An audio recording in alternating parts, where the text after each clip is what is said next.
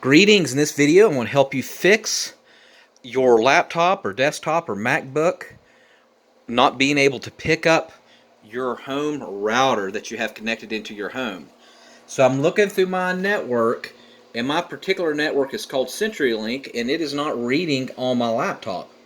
So this has been pretty common with newer technology, newer home routers. It's not picking up the network, and it's super frustrating. It could be an issue with your operating system, like this is Windows 7. I think that's the reason it's not picking up the new home router. It could be because you have Windows 10, Windows 8. It could be because the Wi-Fi adapter inside the computer is not compatible any longer with the newer technology. So I have a quick, simple fix for you. What you need to do is purchase you a Wi-Fi extender. It's like an antenna, and you may have seen these, but the difference is it's with mesh technology.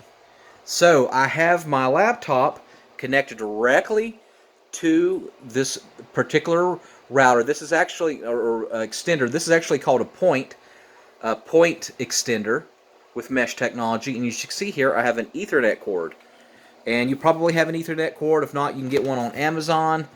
So as you can see here, Ethernet looks like this, pretty much like this. They're very cheap. You can get them at Walmart or Amazon. I'll put a link in the description where you can get one of these.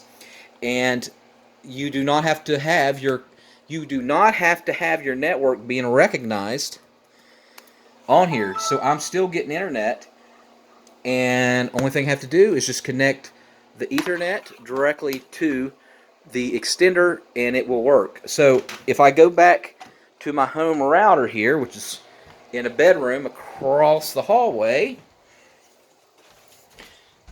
so there's my router, and it's coming into the town. And I don't care if your router's a Linksys or Netgear or Sienna or whatever you have, same concept. And as you can see there, I have the exact same extender with mesh technology right here. So basically it's leading in with another Ethernet cord.